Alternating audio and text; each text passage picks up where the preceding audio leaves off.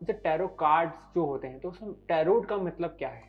बिल्कुल, सबसे शुरू में तो डाइस पे भी लोग नंबर्स देखते थे एंड उससे रीड करते थे। जो कार्ड्स मैं यूज़ करती हूँ बिल्कुल सिंपल हैं, वो राइडर डेक के कार्ड्स हैं। उसमें ओके। 78 कार्ड्स होते हैं। जैसे एक कार्ड है, टावर का कार्ड है। Tower card. एक कार्ड है, डेथ कार्ड है, एक डेविल कार्ड है। सो ये जो कार्ड्स हैं, ये जब आते हैं तो लोग जनरली सोचते हैं कि अरे ये कार्ड ये क्यों आ गया? तो इसमें जो कार्ड्स हैं इनका पढ़ने का एक प्रोसेस भी होगा फिर? स्पेड, पान और diamond right. And heart. Right, तो उसी तरह से इसमें वॉन्ड्स होते हैं, स्वॉर्ड्स होते हैं, पेंटिकल्स होते हैं। तो इस तरह से जो होते हैं, तो आप उन्हें कप्स होते हैं। तो हर एक चीज़ का एक अलग मीनिंग होता है। तो इसमें टैरो कार्ड रीडिंग में आपके पास किस टाइप के क्वेश्चंस आते हैं? तो मैं हम जो सिखा रहे हैं, जो रीड करना प्रॉपरली, वो 80% ऐसा ही रखना।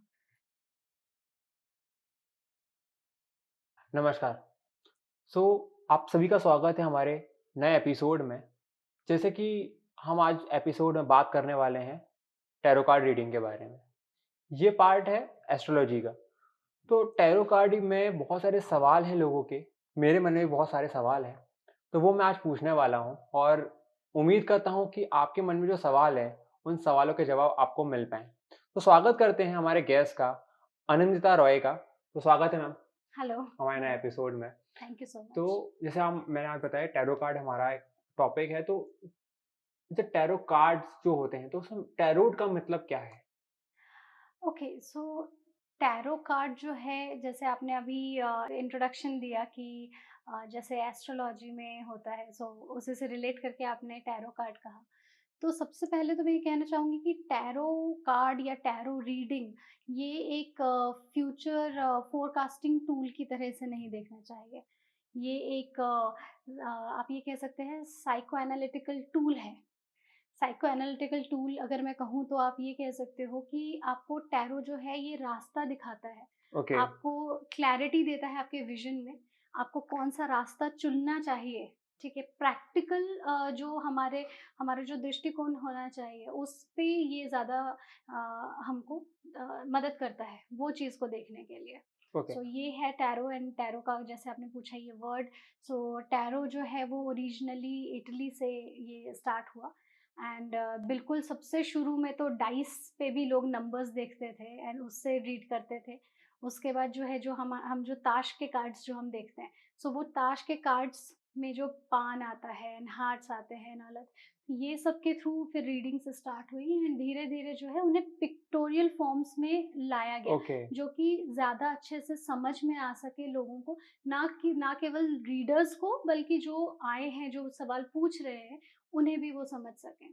सो तो इसमें जो नंबर ऑफ कार्ड्स हैं वो कितने होते हैं? जैसे कि आपने बताया कि हम लोग स्टार्टिंग में नंबर से देखते थे, बट आफ्टर सम टाइम्स हम लोगों ने जो ताश के पत्ते हैं उस पे भी लोगों ने इसको देखना यूज़ शुरू किया, देखना वो चाहिए। काफ़ी बट पहले की उसमें जो बात है। हमें पता है कि राइट, उसमें 52 कार्ड्स होते हैं। तो उसमें और इसमें क्या डिफरेंस है नंबर ऑफ कार्ड्स ओके, और टाइप्स में? अच्छा। सो जो कार्ड्स मैं यूज़ करती हूँ बिल्कुल सिंपल हैं, वो राइडर डेक के कार्ड्स हैं। उसमें ओके। 78 कार्ड्स होते हैं। सो उसमें से 22 जो होते हैं वो मेजर आर्कानास होते हैं, मतलब इसे हमने डिवाइड किया है, एंड बाकी जो 54 होते 56 होते हैं, सॉरी, वो होते हैं आपके माइनर आर्कानास। तो जो मेजर आर्कानास होते हैं वो एक्चुअली जब हम रीड करते हैं, तो उससे हमें सामने वाले की पर्सनैलिटी के बारे में, या जो जो हमसे सवाल पूछ रहे हैं उनके बारे में पता चलता है, सिचुएशंस के बारे में पता चलता है। एंड फिर जो माइनर आर्कानास हैं उनको भी रीड करने के अपने तरीके हैं। सो इस वजह तो से। अभी आपने एक बोला कि मैं जो यूज़ करती हूँ कार्ड, उसका एक आपने नाम लिया। हाँ, क्या नाम लिया था आपने? Rider deck. Rider deck, right? तो इसमें भी कोई टाइप्स होते हैं डेक के? होते हैं, बहुत सारे टाइप्स होते हैं, अलग-अलग तरह के ओके। होते हैं। जैसे आपने एंजल कार्ड्स आपने सुना होगा। So okay. एंजल कार्ड्स भी होते हैं, कुछ लोग जो एंजल रीडिंग करते हैं, तो वो कार्ड्स होते हैं, मीनिंग सिमिलर होते हैं। इन कार्ड्स के थ्रू भी आप एंजल रीडिंग्स कर सकते हैं, लेकिन एंजल कार्ड्स में उसमें मैसेजेस थोड़ा और अच्छी तरह से क्लियरली लिखे हुए होते हैं।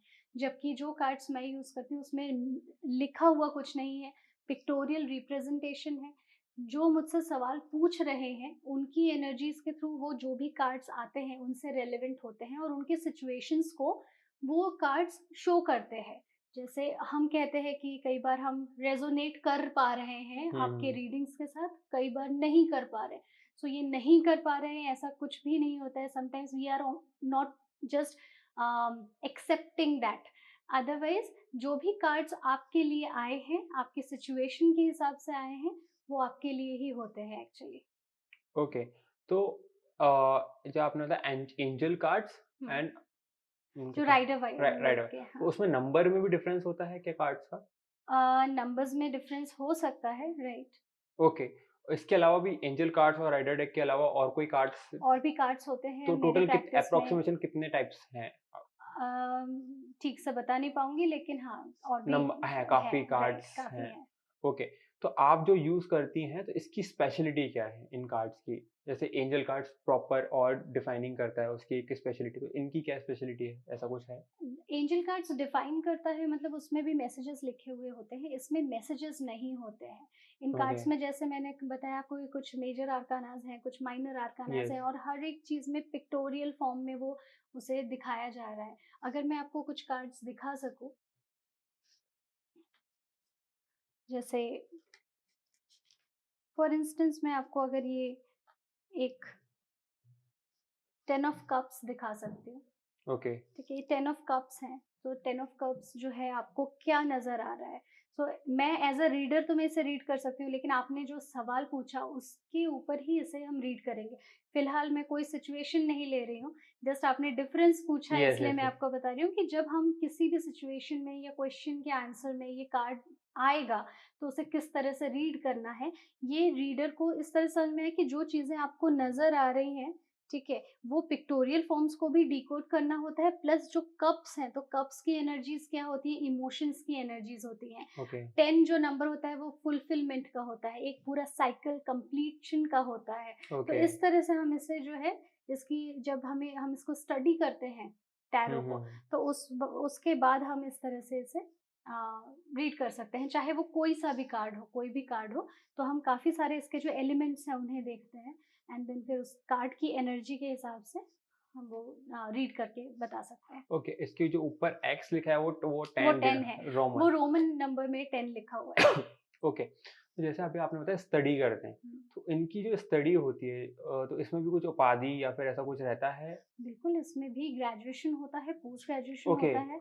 जो मेरे मेंटर हैं, डॉक्टर सौरभ सिद्धार्थ, सो उन्होंने, वो खुद पोस्ट ग्रेजुएट हैं इसमें, टैरो में, टैरो एंड डिविनेशन में।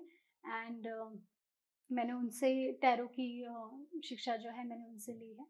ओके, इसमें कोई लेवल्स वगैरह ऐसा है कि लेवल 1, लेवल 2 या फिर सिर्फ ग्रेजुएशन, पोस्ट ग्रेजुएशन? नहीं, इसमें इसकी जो स्टडी है बहुत वास्ट है, ओके। बहुत वास्ट है। आप जहाँ तक करना चाहें आप जा सकते हैं, जितना आप मतलब में नेवर सीखने लर्निंग की, एंडिंग। हाँ, जितना आप में सीखने की क्षमता है, इच्छा है, आप सीख सकते हैं। सो ये ओके। है। सो आप अभी तक अगर आप अपने आप को पॉइंट्स दें या फिर ऐसा बताएँ कि हुँ। मैं इतना बता सकती हूँ इसके थ्रू। आप जितना पूछ सकते हैं मैं बता सकती हूँ। Great answer. तो जैसे कि मैं पूछ रहा था कि जो पामिस्ट है, हुँ, वो एक हाथ में देख के ऐसा बोलता है, अरे यार ये क्या चीज़ है? या हुँ, फिर वो कुंडली में ऐसा कुछ पॉइंट्स होते हैं, यार ये ग्रह होते हैं जो हुँ। ऊपर-नीचे हो जाते हैं, तो वो देख के डर जाता है। तो उसमें भी ऐसा कोई कार्ड है कि अगर कोई निकाल दे, ये कार्ड सामने आ जाए, तो फिर आपके माइंड में ऐसा आता है, अरे ये कार्ड क्यों आ गया इसके पास? ओके। सबसे पहली चीज़ जो मैंने कहा था थोड़ी देर पहले कि major card and minor card. नहीं, ये ओके। मैंने कहा था कि इसे सबसे पहले तो फोरकास्टिंग टूल्स की तरह देखें ना, तो ज़्यादा अच्छा है। यस। तो हम जब ये सवाल जब पूछते हैं कि ये क्यों आ गया, तो उस वक़्त हम पूछते हैं जब हम उस चीज़ को एक्सपेक्ट नहीं किया होता है। हुँ। ये जो है, ये आपके लाइफ़ सिचुएशंस हैं, उन्हें वो सामने आपके रखेगा। जैसे आपको पूरे जो है ओपन माइंड के साथ आपको देखना चाहिए। जैसे कुछ कार्ड्स हैं जो बहुत ही मिसअंडरस्टूड कार्ड्स हैं, जिन्हें काफ़ी मिसअंडरस्टैंड किया गया है। तो ऐसे भी कार्ड्स हैं। लेकिन ये, अगर आपने ये सोचा कि ये तो मैं फ़ोरकास्टिंग देखने के लिए बैठा हूँ अपने लिए, तो फिर वो कार्ड्स जब आएँगे तो हो सकता है आप परेशान हो जाएँ। ऐसा एक कार्ड है, टावर का कार्ड है। Tower card. एक कार्ड है, डेथ कार्ड है, एक डेविल कार्ड है। सो ये जो कार्ड्स हैं, ये जब आते हैं तो लोग जनरली सोचते हैं कि अरे ये कार्ड ये क्यों आ गया? क्या ऐसा कुछ होने वाला है? जबकि ये नहीं है ऐसी बात। उसमें कुछ और मैसेज होता है। जो डेथ कार्ड होता है वो काफ़ी समय से चले आ रहे एक मोनोटोनस पैटर्न के टूटने का संकेत होता है। जो ओके। काफ़ी सारी प्रॉब्लम्स या फिर कोई एक विशियस सर्कल जो बार-बार आपके साथ हो रहा है, हो रहा है, हो रहा है, उसके खत्म होने का संकेत होता है। दूसरी चीज़ जो टावर कार्ड हो गया, जैसे क्यों मैं ये कार्ड्स के बारे में क्यों कह रही हूँ पहले, क्योंकि आपने क्वेश्चन ऐसा पूछा कि कौन से ऐसे कार्ड्स हैं जो देखकर इंसान यानी परेशान हो सकता है कि क्यों आ गया। तो जो टावर कार्ड है, लोग सोचते हैं अच्छा ये तो बहुत ही ऐसे डिमोलिश होता हुआ एक टावर नज़र आ रहा है। ओके, और बट उसमें भी ये है कि जब आप देखेंगे तो उसमें कुछ खिड़कियाँ बनी हुई हैं और उसमें से लोग बाहर की ओर कूद रहे हैं। तो इट इज़ लाइक डिनोशन की वो सॉरी एक ऐसे एक न डिनोट कर रहा है कि आपको उस सिचुएशन से निकलने का भी आपको मौका मिलेगा। चाहे उसमें आपको कितनी भी परेशानी हो, नज़र आ रही हो सकता है कुछ आपने बिल्ड करने की कोशिश की बट वो ठीक से नहीं हुआ, but still you have the chance कि आप उसमें से एस्केप कर सकते हो, खुद को बचा सकते हो।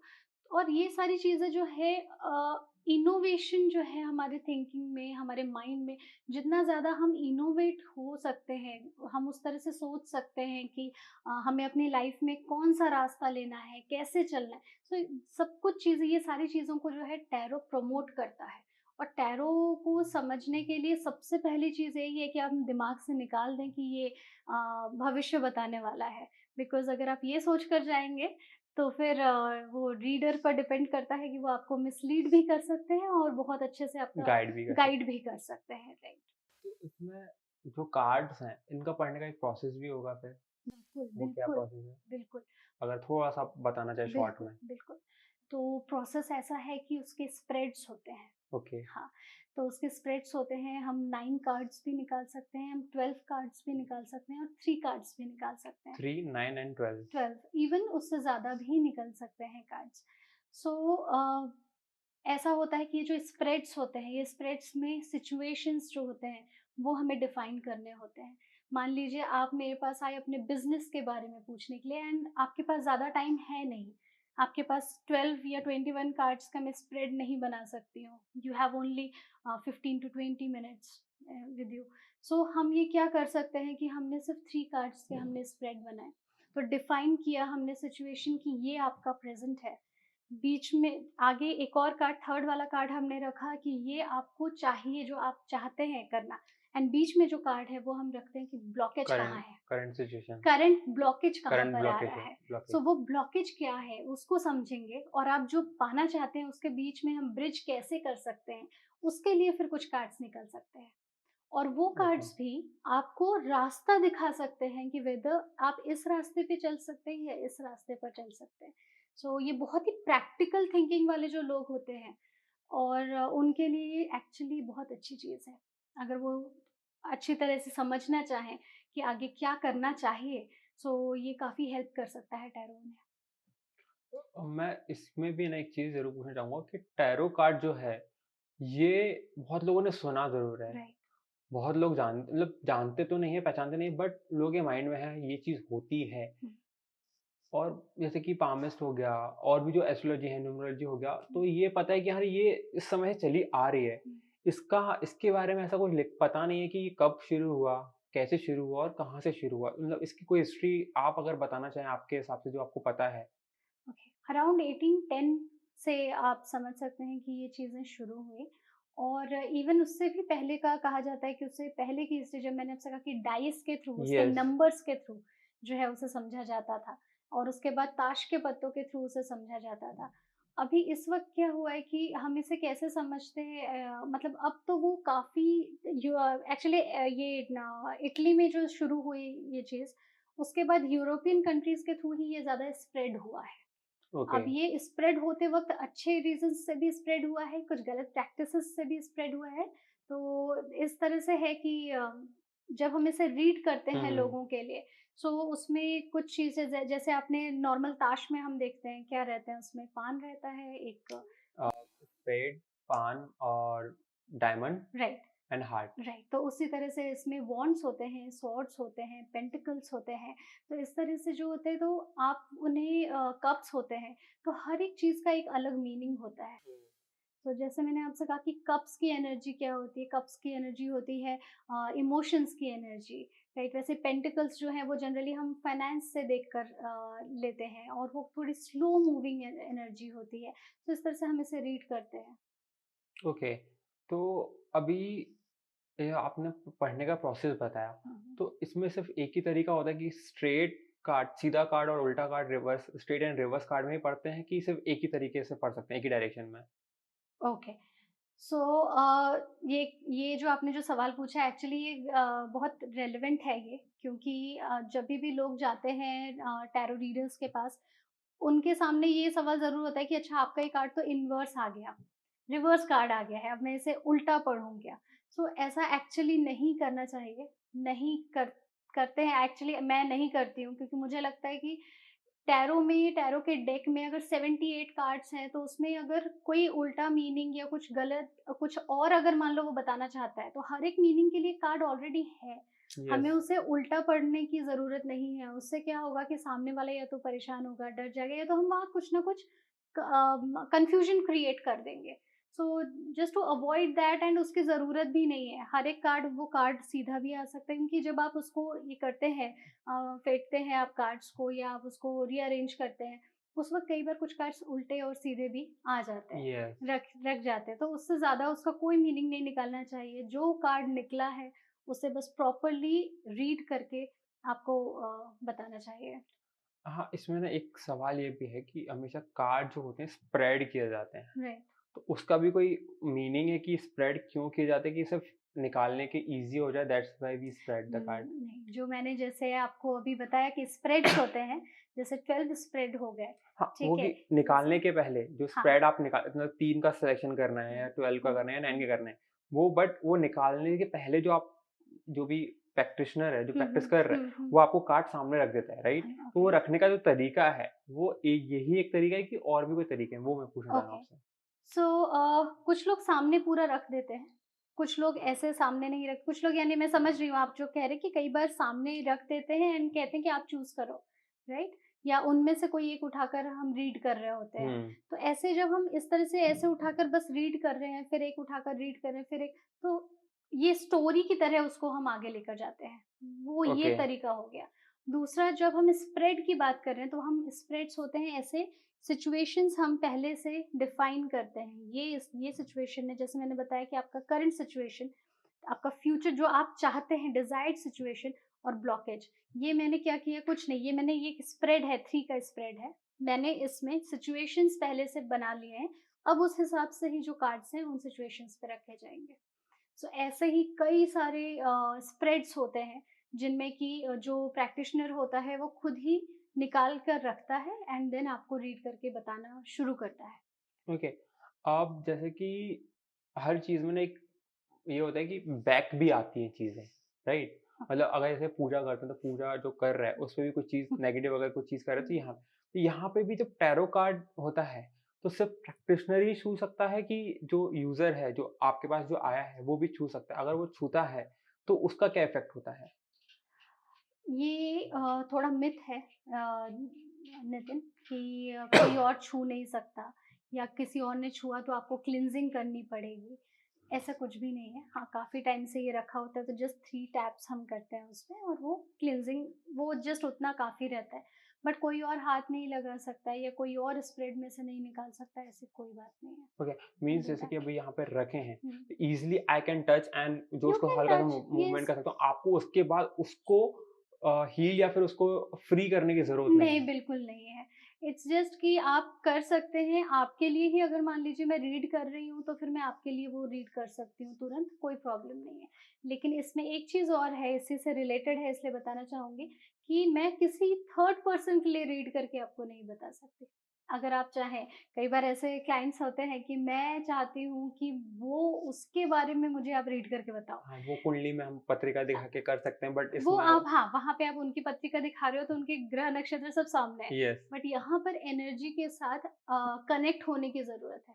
आप अगर चाहते हैं मैं आपके लिए रीड करूँ, तो आपकी एनर्जी, मेरी एनर्जी कनेक्ट होनी चाहिए, टैरो से कनेक्ट होनी चाहिए, तब मैं आपका ओके। रीडिंग कर मतलब ये है सकती कि हूँ। अगर मान लो कि मुझे इनके लिए पूछना भी है, राइट। तो मैंने सब कार्ड आपके सामने रख दिए और फिर वो उसमें से कार्ड निकालना है, that is okay. That is okay because he yes, wants to. मतलब ये है कि हाँ मैं छू सकता हूँ, बट ये है कि सिर्फ मैं किसी और के लिए कार्ड नहीं निकाल सकता, हाँ और मैं अपने लिए कार्ड तो निकाल ही राइट, सकता और हूँ। जनरली लोग मैं जैसे प्रैक्टिस करती हूँ तो मेरे क्लाइंट्स को नहीं निकालना होता है, मैं खुद ही निकाल कर बताती हूँ। मोस्टली मेरे जो कंसल्टेशंस होते हैं वो ऑनलाइन रहते हैं या दूर ओके, रहते हैं, या यस, तो अगर फिर घर तो पर भी अगर कोई आते हैं या फिर हमारे ऑफिस में, तो फिर वो सीधे यानी मैं ही निकाल कर बता रही हूँ। अभी तक तो किसी ने ऐसे इच्छा नहीं बताई कि मैं निकालना चाहता हूँ। नहीं वो ठीक है, बट एक्चुअली क्या है, जस्ट मैंने मैं एक से मिला था, तो हम्म, उन्होंने बोला कि कार्ड छूना मत, बिकॉज़ वो उसका शुद्धिकरण करना पड़ेगा। ओके। वो that's why I am asked this question.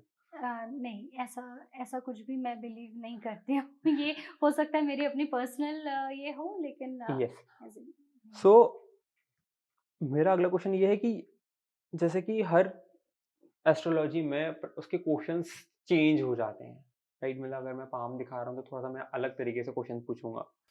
तो इसमें टैरो कार्ड रीडिंग में आपके पास किस टाइप के क्वेश्चंस आते हैं? हाँ, चेंज हो जाते हैं इसका मतलब? मतलब ये कि अगर मैं किसी से पूछ रहा हूँ, मतलब जो पंडित है, मतलब अगर जो कुंडली देख रहा है, तो हुँ, ग्रह के हिसाब से फिर क्वेश्चंस आते हैं, किस तरीके से चल रहा है, क्या होंगे? और मैं पाम दिखाऊँ तो नॉर्मल जस्ट क्वेश्चंस होते हैं, क्या कैसा मेरा जीवन काल रहेगा, मतलब हुँ, मेरी हुँ, रेखाएँ क्या हुँ, कहती हैं? हुँ। टैरो कार्ड में जब क्वेश्चंस होते हैं, तो किस टाइप के क्वेश्चंस आते हैं? प्रॉब्लम किस टाइप की होती है कि वही रहती है जो उसमें है? हुँ, हाँ, क्वेश्चंस जो हैं वैसे ही होते हैं मोस्टली, वही उन्हीं सिचुएशंस को फिर लेके तरीका होते चेंज हो हैं जाता कि है। रिलेशनशिप्स जो हैं उनमें जो प्रॉब्लम है, या फिर किसी के साथ जेलफ होने में दिक्कत आ रही है, या फिर मान लीजिए स्वास्थ्य से रिलेटेड है या पढ़ाई से रिलेटेड है। क्वेश्चंस वैसे ही आते हैं, मैरिड लाइफ से, बच्चों से रिलेटेड। क्वेश्चंस तो वैसे ही होते हैं, उन्हें रीड करके बस बताने का तरीका अलग होता है, सिर्फ इतना ही है। क्वेश्चंस मोर और लेस वैसे ही होता है, मतलब सेम ही रहते हैं। सेम ही होते हैं। ओके, सिर्फ मेरा एक क्वेश्चन और ये रहेगा कि जब हम बता रहे हैं, हुँ, तो यहाँ पे सिर्फ़ हमारा थॉट प्रोसेस बता रहे हैं, मतलब जो हमें पढ़ा समझ में आया, हुँ, वो चीज़ आगे पास ऑन हो हुँ, रही है, राइट? हुँ, तो जब उसका चार्जेस जो होते हैं, एनर्जी जब एक्सचेंज करते हैं, तो हुँ। इसमें वो क्या तरीका रहता है? ओके, सो इसमें जो हमने रीड करके बताया, इसमें एक चीज़ और है, जब हमें सिखाया जाता है, जब इसकी जब शिक्षा दी जाती है, तो यही बताया जाता है कि जो 80% है, जो मेरे मेंटर ने मुझे सिखाया है, हुँ, कि हम जो सिखा रहे हैं, जो रीड करना प्रॉपरली, वो 80% ऐसा ही रखना, ओके, 20% आप अपना इंट्यूशन डाल सकते हो। ओके। ठीक है, सो यहाँ पर जो भी है ये इस तरह से चलिए, इसको हमने रीड कर लिया। अब जो एनर्जी एक्सचेंज की बात आती है, तो एनर्जी एक्सचेंज जो है वो यही है कि एक तो पहली चीज़ की जो प्रैक्टिशनर है, उसने आपको बताया कि भाई ये एनर्जी एक्सचेंज है, ये आपको ये करना है।